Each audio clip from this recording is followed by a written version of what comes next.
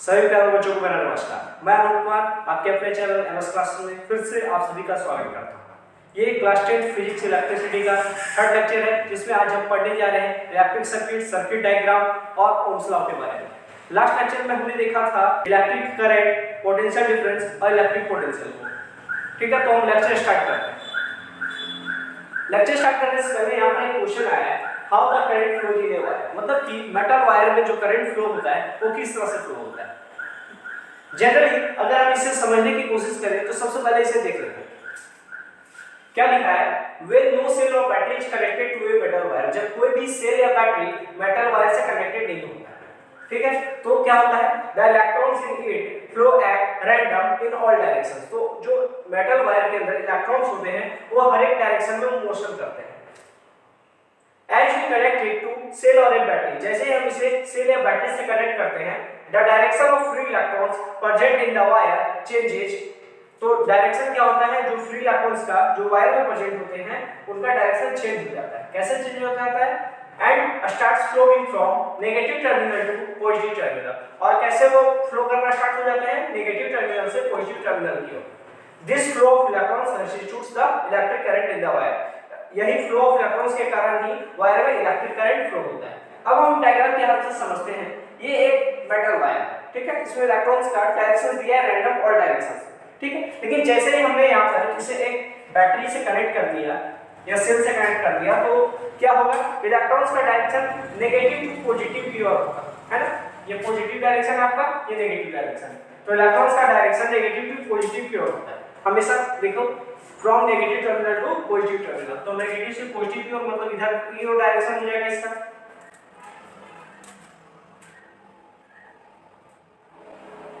Directions of electrons flow इधर होगा, direction of electric current इधर होगा। लिख सकते हैं हम, ये जो डायरेक्शन है ये आपका, ये डायरेक्शन ऑफ करंट है, और ये जो डायरेक्शन होगा ये डायरेक्शन ऑफ कन्वेंशनल करंट होगा। ये डायरेक्शन ऑफ कन्वेंशनल करंट होगा, conventional sorry, direction of conventional current. और ऊपर वाला direction direction of electric current जो हम कंसीडर करते हैं, ठीक है, इसे नोट कर लो।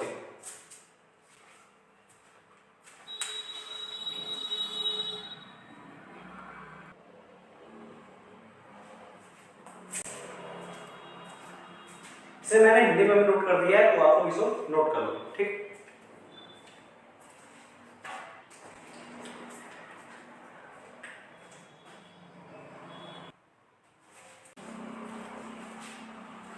इसके बाद हम पढ़ने जा रहे हैं इलेक्ट्रिक सर्किट यानी कि विद्युत परिपथ के बारे में। तो मैं इसे अरेंज कर देता हूं।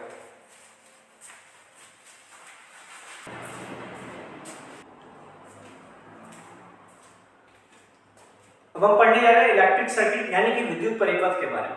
तो हम इसे पहले डेफिनेशन के तौर पे लिख लेते हैं, उसके बाद हम इसे समझने की कोशिश करेंगे, ठीक। इलेक्ट्रिक सर्किट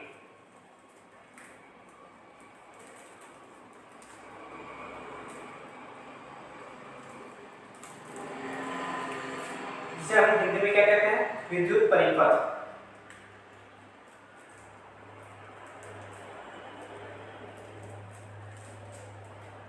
लिखते हैं इसे, it is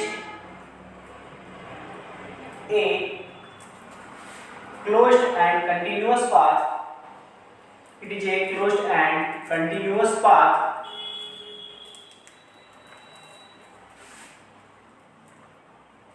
through which electric current passes, through which electric current passes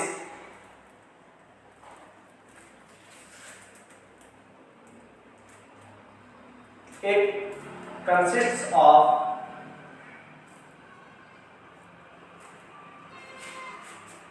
metal wires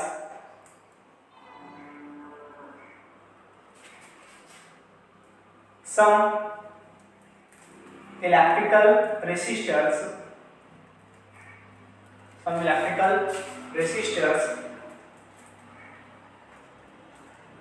like an electric bulb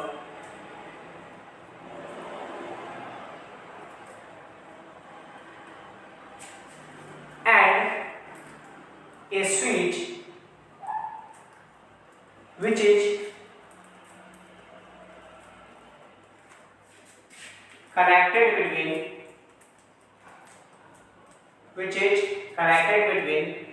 the two ends of a terminal, two ends of a cell or battery.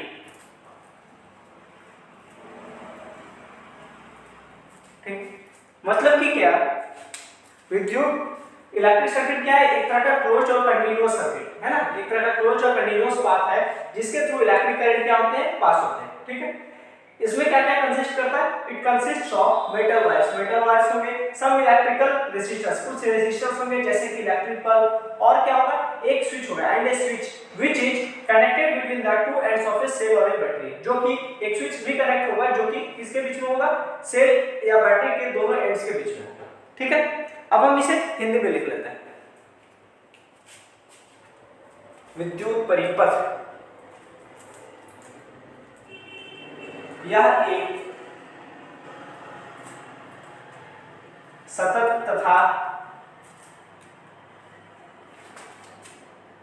तथा बंद पथ है या मार्ग है, दोनों लिख सकते हैं,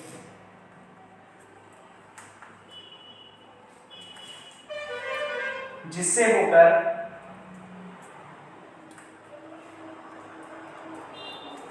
विद्युत धारा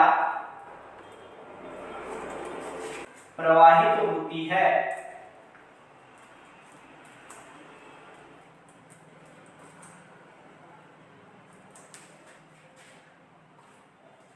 इस परिपथ में तार कुछ प्रतिरोध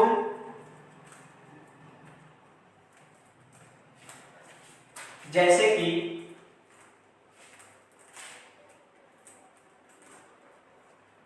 बिजली का बल्ब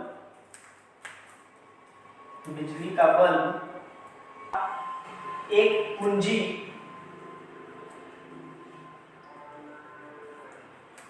होती है जिसे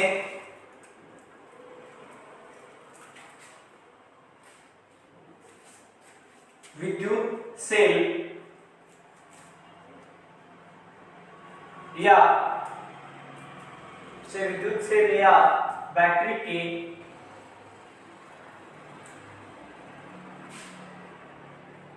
दोनों अंतिम बिंदु से जोड़ा जाता है।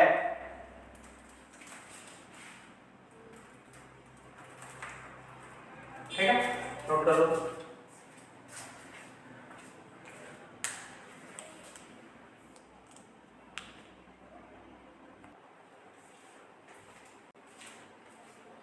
इलेक्ट्रिसिटी में न्यूमेरिकल्स को सॉल्व करने के लिए हमें हर जगह इलेक्ट्रिक सर्किट को बनाना पड़ेगा, और इलेक्ट्रिक सर्किट जो जनरली होता है उसे बनाना बहुत मुश्किल होता है, तो हम क्या करेंगे, उसे सिंबॉलिक फॉर्म में डिफाइन करेंगे।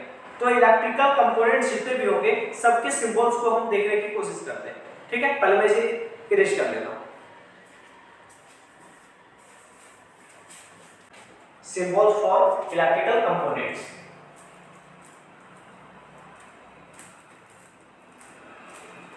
इलेक्ट्रिकल कंपोनेंट्स,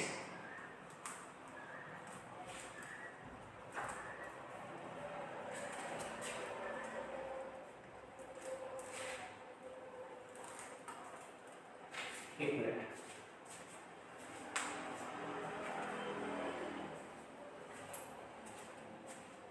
पहला जो सिंबल होगा वो होगा इलेक्ट्रिक सेल,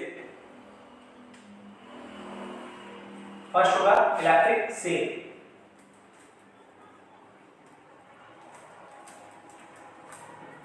इलेक्ट्रिक सेल को डिनोट करने के लिए हम एक पॉजिटिव टर्मिनल और एक नेगेटिव टर्मिनल लेंगे, और पॉजिटिव टर्मिनल को हमेशा बड़ा रखेंगे और नेगेटिव टर्मिनल को हमेशा छोटा रखेंगे। ये पॉजिटिव हो जाएगा, ये नेगेटिव हो जाएगा। ठीक है, फिर होगी बैटरी,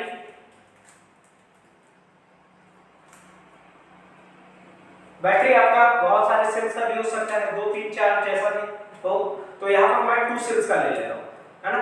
2 सेल्स की बैटरी है, तो बैटरी कैसे होगा, 2 पॉजिटिव टर्मिनल और 2 नेगेटिव टर्मिनल, यानी कि एक पॉजिटिव फिर एक नेगेटिव फिर एक पॉजिटिव और फिर एक नेगेटिव। ये हो गया आपका बैटरी 2 सेल्स वाला। उसके बाद होगा वायर जब कनेक्ट होंगे आपस में तो कैसे देखेंगे, कनेक्टिंग वायर्स, कनेक्टिंग वायर्स। जब वायर्स को आपस में कनेक्ट किया जाएगा तो वो कुछ सीधी लाइन की तरह दिखेंगे, ठीक है। फोर्थ है ये wire joint, a wire joint. जब बाहर से किसी वायर को ऐड किया जाएगा, ज्वाइन किया जाएगा तो वो किस तरह से दिखेगा,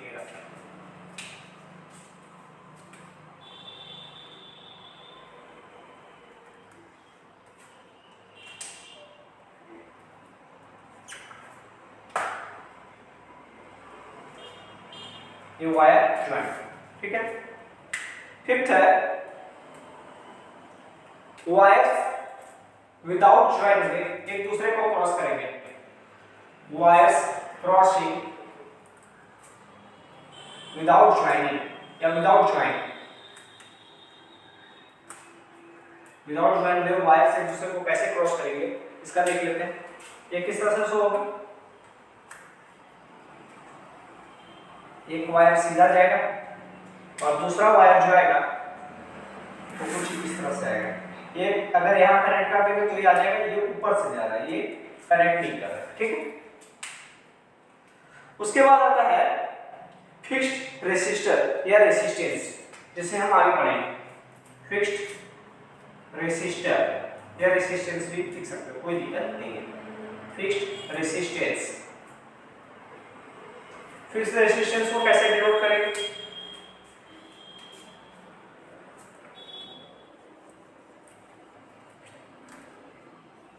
ये हो जाएगा आपका फिक्स्ड रेसिस्टेंस, ठीक है। 7th नंबर होगा आपका वेरिएबल रेसिस्टेंस, वेरिएबल रेसिस्टेंस, जिसे हम रियोस्टेट भी कहते हैं, रियोस्टेट। इसे कैसे डिनोट करेंगे, इसे हम डिनोट करेंगे कुछ इस तरह से,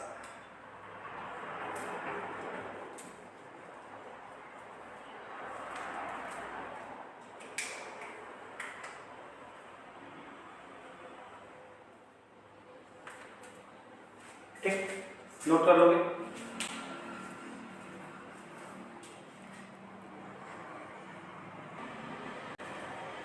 वेरिएबल रेसिस्टेंस को एक और तरह से डिनोट कर सकते हैं, यहां मैं बना देता हूं।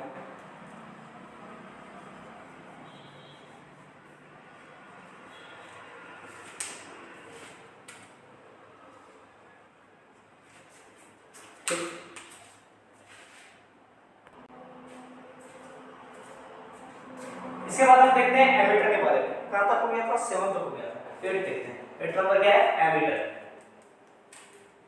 एमीटर को कैसे डिनोट करेंगे, एक वायर लेना है, इसके बीच में ए लिखना है, यहाँ प्लस यहाँ माइनस, और लेफ्ट साइड प्लस देना है, राइट साइड माइनस देना है। लास्ट एमीटर में जब मैंने बताया था वहां यहाँ माइनस हो गया था, यहाँ प्लस हो गया था, उससे सुधार लेना आप लोग। एमीटर के बाद आएगा volt meter, volt meter. Volt meter को भी सेम डिनोट करेंगे V से और सिंबल सेम रहेगा, यहाँ प्लस यहाँ माइनस। एमीटर वोल्ट मीटर के बाद आता है आपका गैल्वेनोमीटर ना, 3 नंबर पे आएगा गैल्वेनोमीटर। गैल्वेनोमीटर के बारे में मैंने अभी तक बताया नहीं, आगे बताऊंगा। गैल्वेनोमीटर, गैल्वेनोमीटर को डिनोट करते हैं कैपिटल G से, इसमें भी सेम फंक्शन, एक प्लस एक माइनस। उसके बाद गैल्वेनोमीटर के बाद आएगा आपका एक स्विच। अब स्विच भी दो तरह से हो सकते हैं, या तो स्विच ओपन हो या तो क्लोज हो। तो ये स्विच, इसमें दो तरह से मैं डिनोट कर देता हूं। वन व्हेन ओपन, है ना, जब ओपन होगा तो कैसा और क्लोज होगा तो कैसा।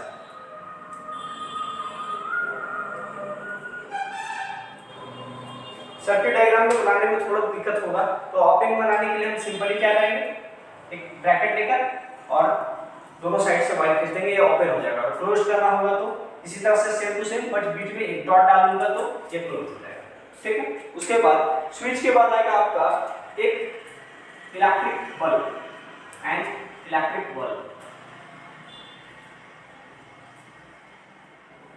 किसी इलेक्ट्रिक बल्ब को कैसे डिनोट करोगे? इलेक्ट्रिक बल्ब को डिनोट करने का सबसे बेटर अच्छा तरीका है एक ये, एक आपका ये हो गया और दूसरा एक और है,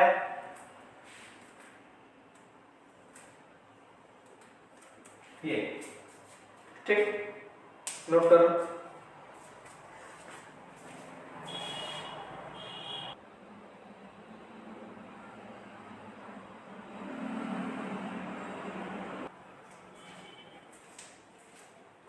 इसके बाद हम थोड़ा बैटरी के बारे में देख लेते हैं कि बैटरी में सेल्स को कैसे कनेक्ट करते हैं, बैटरी होता क्या है। इरेज करता हूं मैं पहले इसे।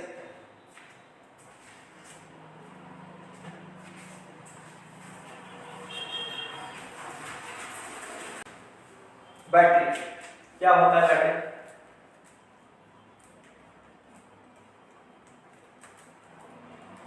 लिख सकते हैं, it is a series combination of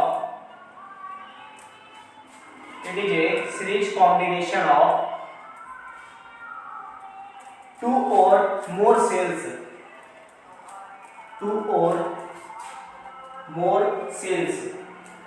दो या दो से ज्यादा सेल से क्या होगा, बैटरी का फॉर्मेशन होता है। ठीक है। एक बैटरी में, इन ए बैटरी, किसी बैटरी में negative terminal of first cell is connected to positive terminal of second cell, positive terminal of second cell। और इसी तरह से फिर सेकंड सेल का जो नेगेटिव टर्मिनल होगा उसको थर्ड सेल से कनेक्ट करेंगे, फिर थर्ड वाले को फोर वाले से कनेक्ट करेंगे। इसलिए मैं यहाँ पर आगे लिख देता हूँ एंड सो ऑन। ठीक, बैटरी पहला पॉजिटिव लेता हूँ, पहला पॉजिटिव हो गया तो इसका नेगेटिव होगा, तो इसका नेगेटिव दूसरे के पॉजिटिव से कनेक्ट होगा।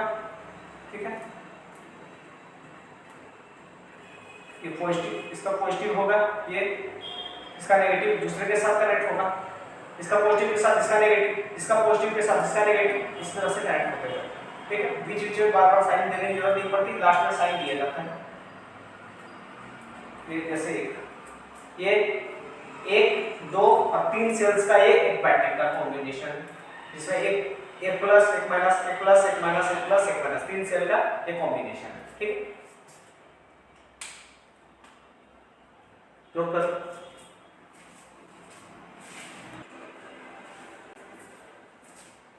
बैटरी की डेफिनेशन को मैंने हिंदी में भी नोट कर दिया, आप लोग चाहो तो इसे नोट कर सकते हो। ठीक है,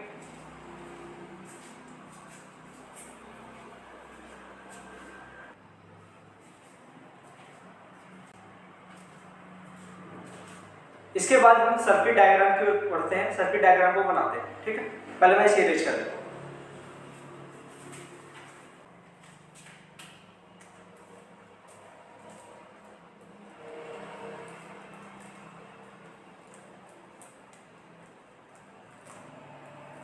देखोगे, it is a diagram of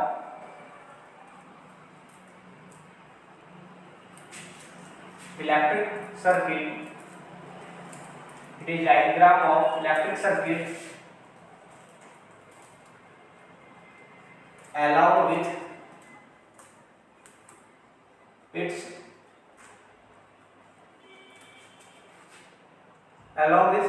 symbols of its components.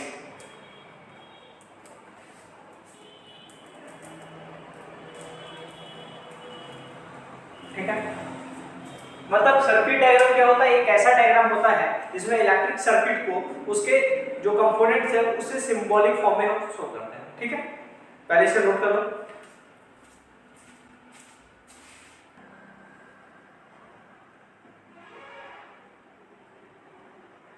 Circuit diagram को मैंने हिंदी में भी डिफाइन कर दिया है। तो अब हम सर्किट डायग्राम बनाएंगे, एक ओपन सर्किट का और एक क्लोज्ड सर्किट का। ठीक है, सबसे पहले क्या करते हैं, एक ओपन सर्किट का बनाना। ओपन सर्किट है, ओपन सर्किट का।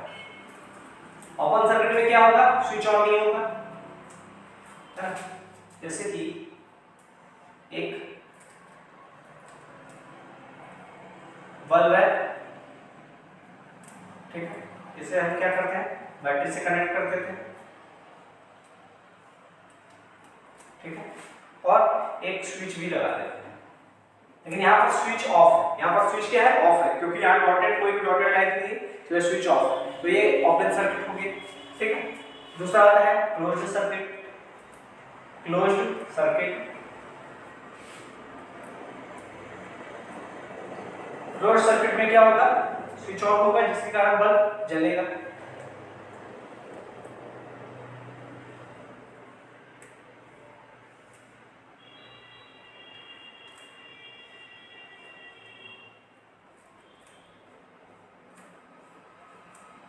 यहाँ भी जैसे स्विच अभी ऑफ है, लेकिन जैसे मैंने स्विच यहाँ ऑन किया तो ये क्या होगा, बल्ब जलेगा, बल्ब जलना स्टार्ट हो जाएगा ना। नोट करो।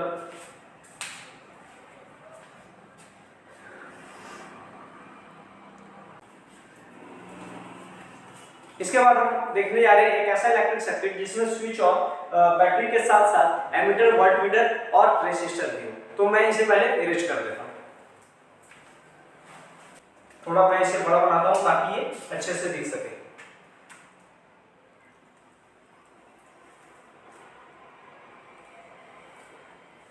सबसे पहले यहाँ पर एक एम्पियर को कनेक्ट करता हूं, ये प्लस ये माइनस होगा। उसके बाद यहाँ मैं एक रेसिस्टर को कनेक्ट करूंगा,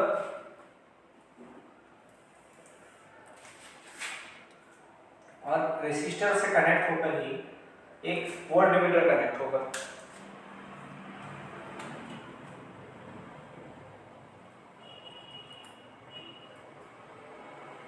वोल्टमीटर, ठीक है, ये प्लस होगा, ये माइनस होगा। ये वोल्टमीटर हो गया, ये एमीटर हो गया, ये रेसिस्टर हो गया। इसलिए ये रेसिस्टर, ये एमीटर है, ये वोल्टमीटर है। ठीक, अब एमीटर, वोल्टमीटर, रेसिस्टर सारा कुछ हो गया। इलेक्ट्रिक बल्ब को इसमें रहने देते हैं, है ना, करंट कैसे पता चलेगा एमीटर से। और क्या करते हैं, इसे बैटरी और स्विच से कनेक्ट कर देते हैं। बैटरी पहले कनेक्ट करेंगे, पॉजिटिव नेगेटिव, फिर से एक पॉजिटिव एक नेगेटिव, फिर से एक पॉजिटिव और एक नेगेटिव, और इसे हम लास्ट में स्विच से कनेक्ट कर देते हैं। जैसे हम यहाँ स्विच ऑन करेंगे,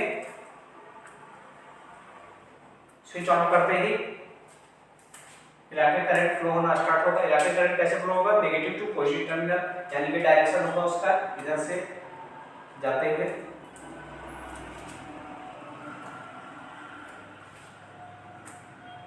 डायरेक्शन इधर की होगी, ठीक है, नेगेटिव टू पॉजिटिव की, नेगेटिव टू पॉजिटिव की ओर ये रोटेट करेगा।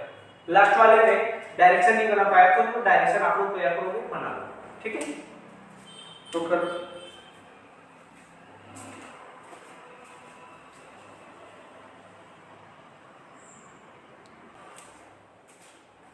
हम जब सिंबल्स में पढ़ रहे थे तब हमने वेरिएबल रेसिस्टेंस के बारे में पढ़ा था, तो अब हम उसे डिफाइन करने की कोशिश करते हैं। वेरिएबल रेसिस्टेंस क्या होता है, वेरिएबल रेसिस्टेंस वह रेसिस्टेंस होता है जिसे कभी भी बदला जा सकता है। डिजायर्ड रेसिस्टेंस भी हम इसे कहते हैं, क्योंकि हम इसे अपनी इच्छा के अनुसार बदल सकते हैं। ठीक है, तो लिख लेते हैं वेरिएबल रेसिस्टेंस, जिसे हम क्या कहते हैं, रियोस्टेट भी कहते हैं, variable resistance.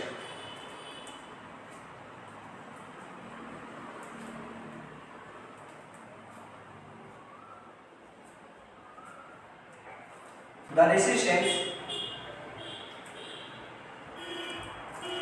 which can be changed, the resistance which can be changed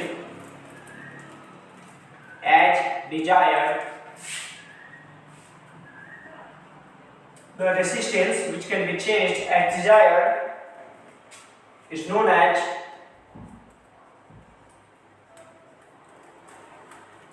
variable resistance.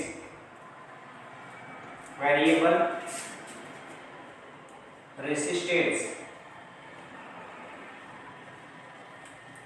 ऐसे एक और नाम क्या है, रियोस्टेट, है ना। It is also known as rheostat. What? Rheostat.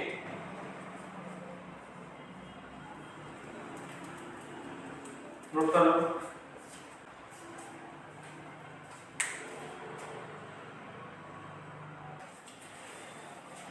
इसके बाद हम पढ़ेंगे गैल्वेनोमीटर के बारे में। गैल्वेनोमीटर क्या करता है? वो भी एमीटर और वोल्टमीटर की तरह ही एक डिवाइस है जो कि स्मॉल इलेक्ट्रिक करंट को डिटेक्ट करता है और उसके डायरेक्शन को भी शो करता है। यानी कि इलेक्ट्रिक करंट के डायरेक्शन को शो करने का काम कौन करता है? गैल्वेनोमीटर करता है। ठीक है, पहले मैं इसे इरेज कर देता हूं।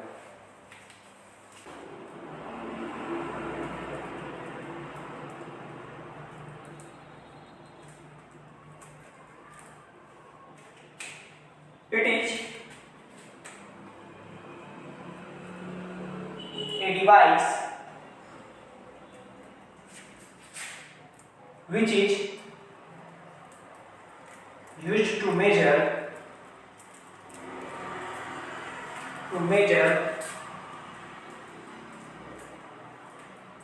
a small electric current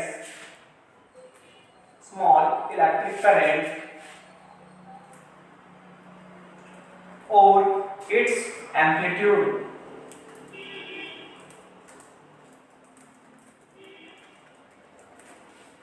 It also indicates the direction of electric current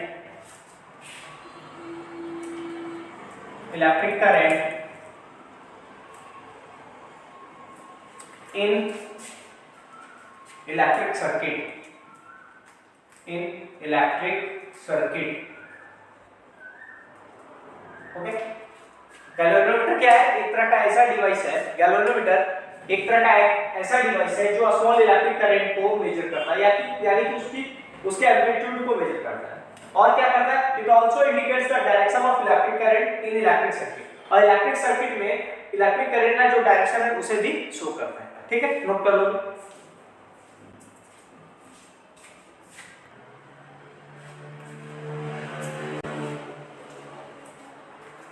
galvanometer के डेफिनेशन को मैंने हिंदी में भी नोट कर दिया है, आप लोग इसे नोट कर लोगे। और इसके बाद हम पढ़ने जा रहे हैं इलेक्ट्रिसिटी चैप्टर का सबसे most important topic, that is Ohm's law. ठीक है, नोट कर लो।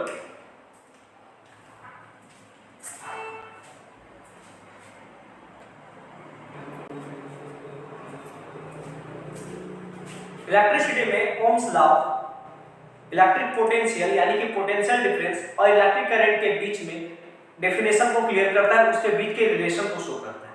ठीक है, तो हम इसके डेफिनेशन को लिखने की कोशिश करते हैं, या सबसे पहले हम ये लिखते हैं कि ओम्स लॉ डिफाइन कैसे करता है। ठीक है, it gives the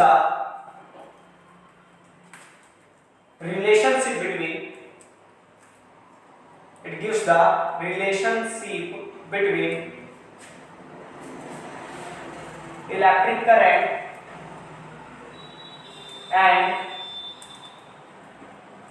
current and potential difference।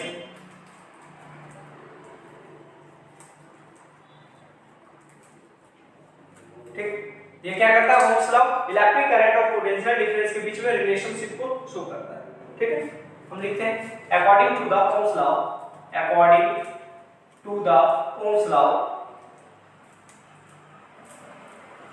Ohms law के अकॉर्डिंग हम ये लिख सकते हैं कि जो इलेक्ट्रिक करंट और पोटेंशियल डिफरेंस जो होता है आपस में वो डायरेक्टली प्रोपोर्शनल होता है। ठीक है, लिखते हैं according to the Ohm's law at constant temperature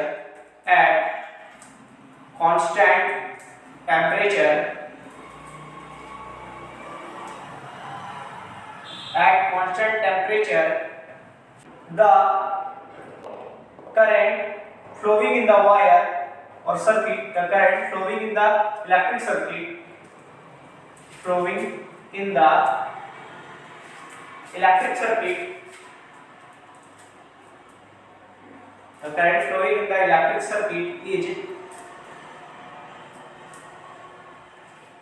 directly proportional to the potential difference, directly proportional to the potential difference, directly proportional to the potential difference between two ends, ठीक है। यानी कि ओम्स लॉ से हम क्या define करते हैं कि कांस्टेंट टेम्परेचर पे जो पोटेंशियल डिफरेंस होता है और जो इलेक्ट्रिक करंट होता है वो दोनों एक दूसरे के क्या होते हैं, डायरेक्टली प्रोपोर्शनल होते हैं। ठीक है, लिख लो, इसे मैं कुछ देर में हिंदी में भी डिनोट कर दूंगा।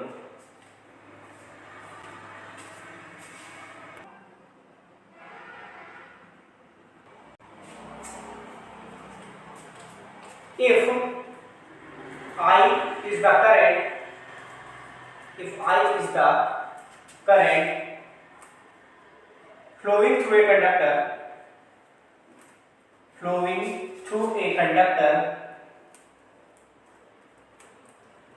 यदि किसी कंडक्टर के थ्रू I करंट फ्लो हो रहा है and the potential difference between the ends of a conductor is V,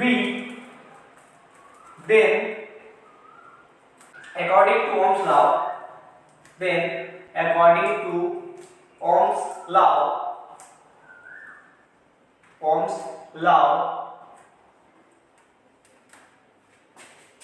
I is directly proportional to V.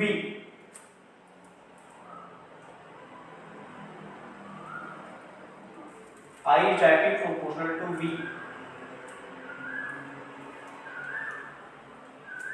ठीक है,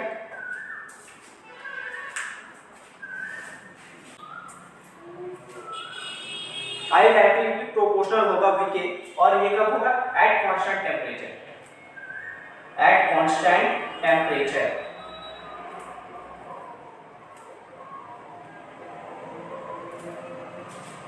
क्योंकि I और V दोनों क्या है, एक दूसरे के डायरेक्टली प्रोपोर्शनल है, तो हम इसे रिप्लेस करके भी लिख सकते हैं। ठीक है, यानी कि this can be also written as V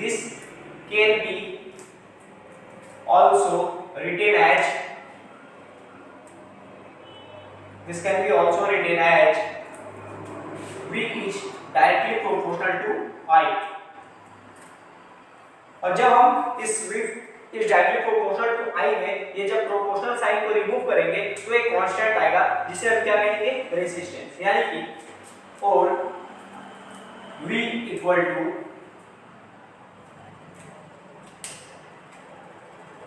R into I, where R is a constant which is known as resistance,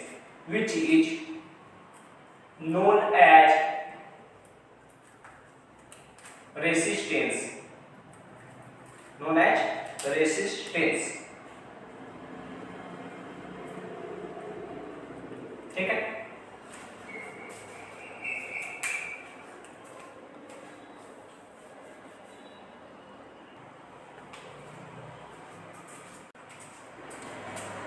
और R equals V बटा I, V upon I, R equals V upon I।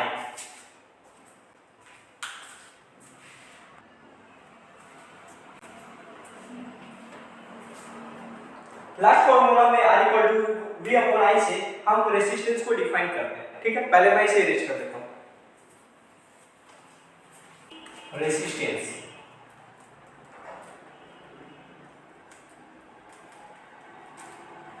जिसे हम हिंदी में प्रतिरोध भी कहते हैं।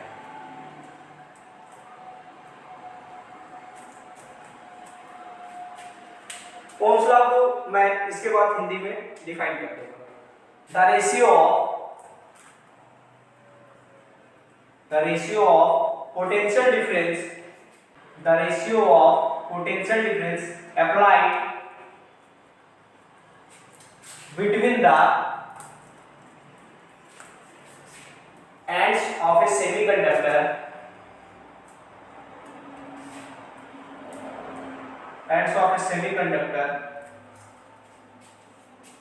and the current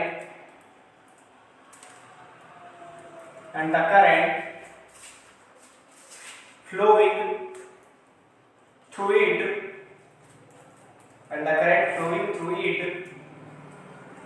is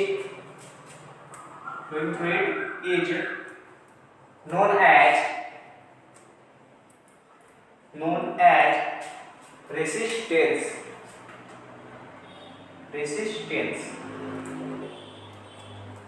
ठीक है, टोटल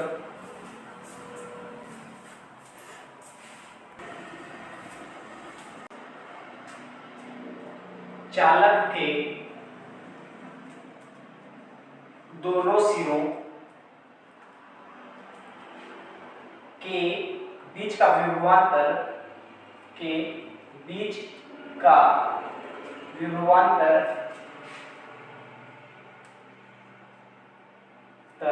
तथा चालक के दोनों सिरों के बीच का विभवांतर तथा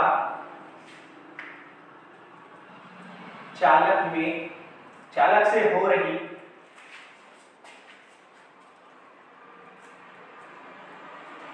प्रवाहित विद्युत धारा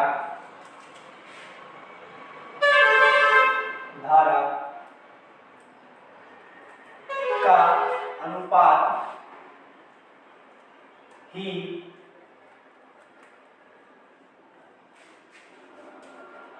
प्रतिरोध कहलाता है। प्रतिरोध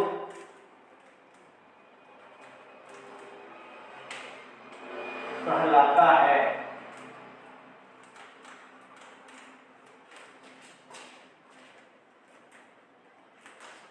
मतलब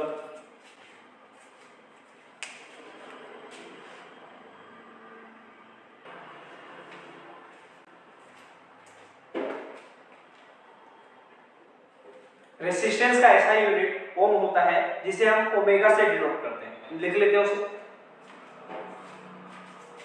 the SI unit of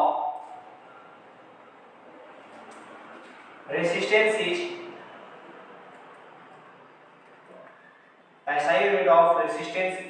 ohm, which is denoted by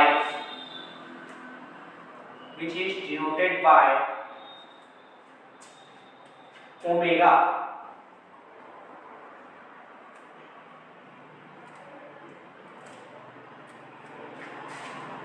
ऐसा ही मात्रक क्या होगा? प्रतिरोध का ओम होगा, जिसे हम डिनोट किसे करेंगे? ओमेगा से। नोट कर लो।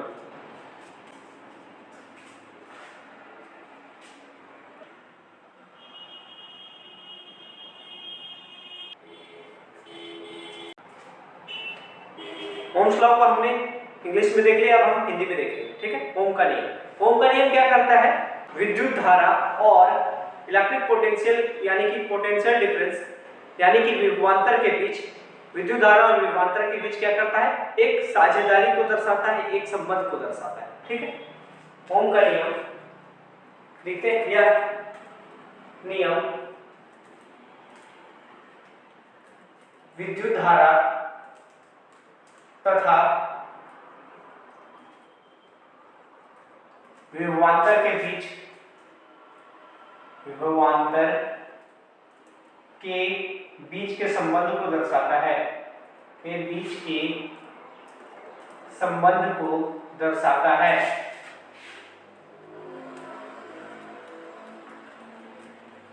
दर्शाता है। ओम के नियम के अनुसार, ओम के नियम के अनुसार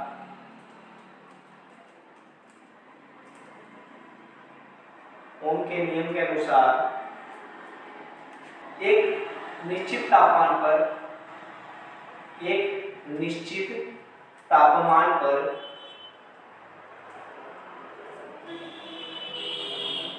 चालक से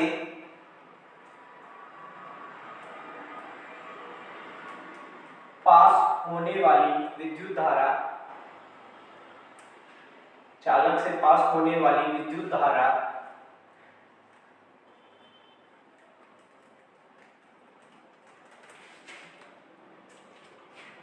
उसके दोनों सिरों के बीच, उसके दोनों सिरों के बीच के विभवांतर, उसके दोनों सिरों के बीच का विभवांतर, के विभवांतर का, चालक से पास होने वाली विद्युत धारा उसके दोनों सिरों के बीच के विभवांतर के समानुपाती होती है, समानुपाती होती है। ठीक है, चालक से पास होने वाली विद्युत धारा उसके दोनों सिरों के बीच के विभवांतर के समानुपाती होती है। यदि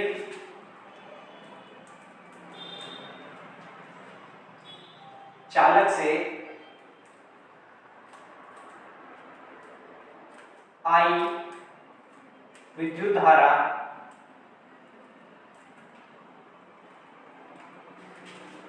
पास हो रही हो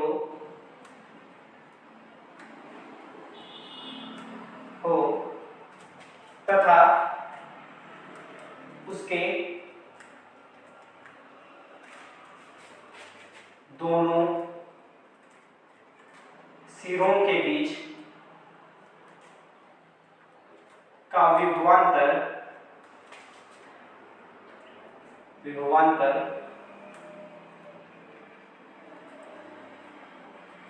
V हो, तब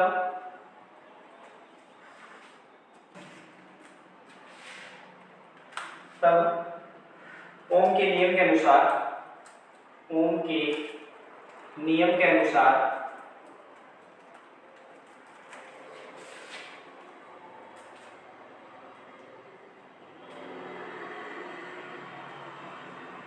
I विद्युत धारा I समानुपाती होगा विभवांतर V के।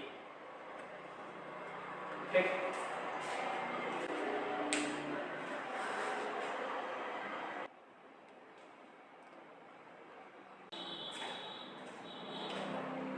रेजिस्टेंस को हमने पोटेंशियल डिफरेंस और इलेक्ट्रिक करंट के रेशियो के फॉर्म में डिफाइन किया, लेकिन अब हम रेजिस्टेंस ऑफ ए कंडक्टर को उसकी प्रॉपर्टी के बेस पे डिफाइन करेंगे। रेजिस्टेंस क्या होता है? किसी भी कंडक्टर का वह प्रॉपर्टी होता है जो इलेक्ट्रिक करंट को अपोज करता है। तो हम लिखते हैं रेजिस्टेंस ऑफ ए कंडक्टर को डिफाइन करते हैं। Resistance of a conductor, resistance of a conductor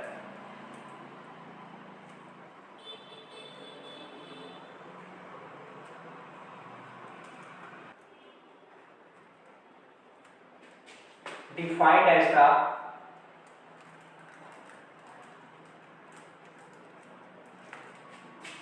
property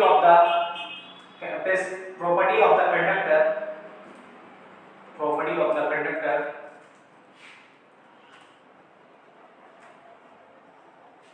which opposes the electric current, which opposes the flow of electric current, into it into it। ठीक है, नोट कर लो इसे।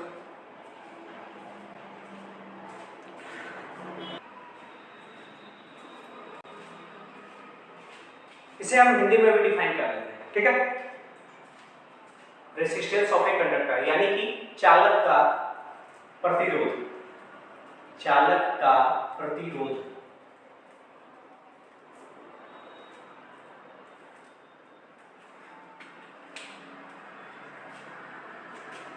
यह चालक का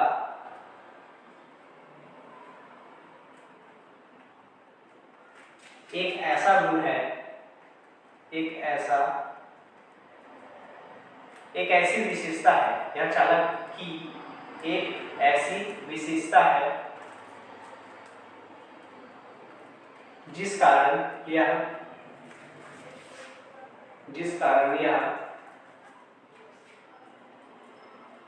विद्युत धारा की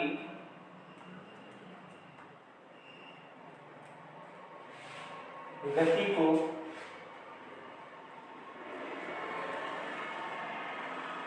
रोकने का प्रयास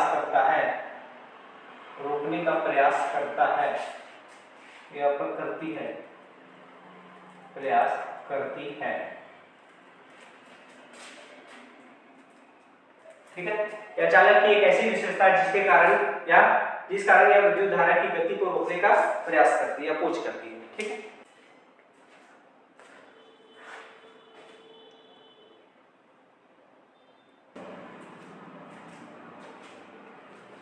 इसके बाद हम पोटेंशियल डिफरेंस और इलेक्ट्रिक करंट के बीच ग्राफ को बनाएंगे। ठीक है, ग्राफ को ड्रॉ करेंगे।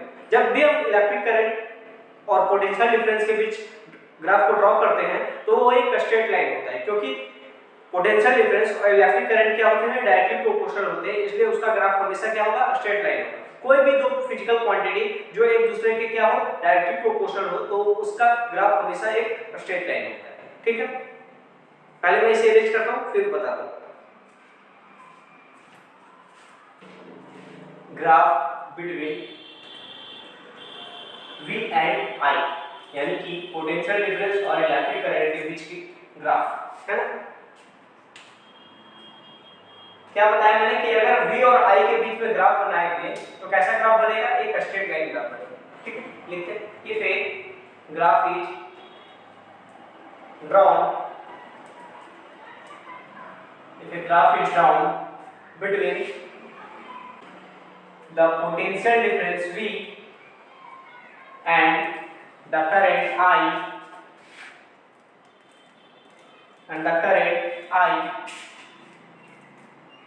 then it is found to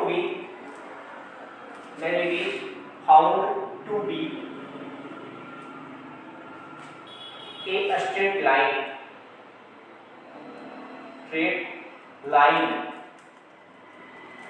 This shows that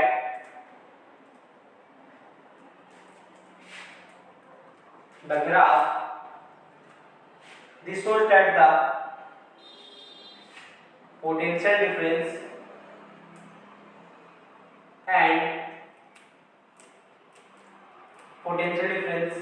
and electric current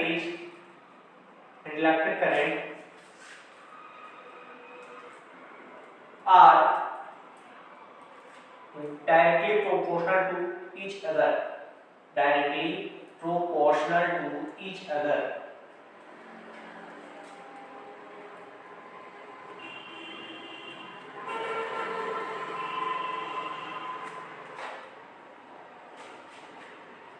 किसी भी क्वांटिटी के डायरेक्टली प्रोपोर्शनल होने का मतलब होता है कि यदि एक क्वांटिटी को हम बढ़ाएंगे तो दूसरा क्वांटिटी भी बढ़ेगा, अगर एक क्वांटिटी को हम दोगुना करेंगे तो दूसरा भी दोगुना होगा, एक को अगर हम आधा करेंगे तो वो भी आधा, दूसरा भी आधा होगा। अगर हम पोटेंशियल डिफरेंस को डबल करेंगे तो इलेक्ट्रिक करंट भी क्या हो जाएगा, डबल हो जाएगा, और अगर हम पोटेंशियल डिफरेंस को आधा करेंगे या 1/3 करेंगे तो इलेक्ट्रिक करंट भी आधा हो जाएगी या फिर 1/3 हो जाएगा। ठीक है, ग्राफ बनाते हैं इसे। ग्राफ में हमेशा वोल्टेज जो होगा वो y एक्सिस के अलोंग होगा और इलेक्ट्रिक करंट हमेशा x एक्सिस के अलोंग होगा। ठीक है, y एक्सिस के अलोंग ये वोल्टेज को शो करेगा और इधर ये करंट को शो करेगा। इसे कहीं कहीं वी आई ग्राफ भी कहते हैं, ठीक। जैसे करंट मैंने इन एम्पियर ले लेता हूं और वोल्टेज को इन वोल्ट ले लेता हूं। ये 1 2 3 4, ये हो जाएगा 1 एम्पियर, 2 एम्पियर, 3 एम्पियर, ये 4 एम्पियर, ठीक। यहाँ हो जाएगा मान लो इन वोल्ट के हम लिखता हूँ इन वोल्ट, ये अगर 100 वोल्ट हो गया, 200 वोल्ट हो गया,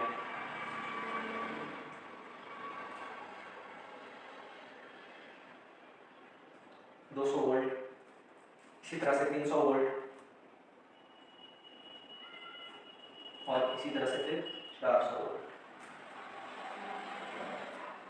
400 वोल्ट, ठीक। मान लेते हैं 100 वोल्ट में करंट 1 एम्पियर था, 200 वोल्ट में 2 एम्पियर था, 300 वोल्ट में 3 एम्पियर था और 400 वोल्ट में 4 एम्पियर था। तो ये क्या होगा? स्ट्रेट लाइन होगा, ठीक। ये क्या होगा? एक स्ट्रेट लाइन होगा।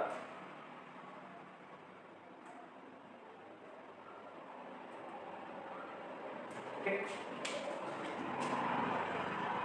1 2 3 4, ये क्या होगा? एक स्ट्रेट लाइन, ये एक स्ट्रेट लाइन।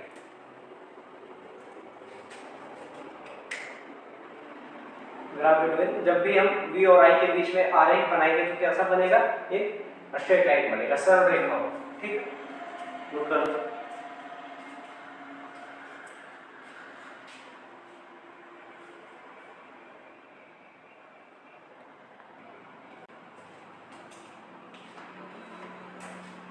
इसके बाद हम मिलेंगे नेक्स्ट लेक्चर में।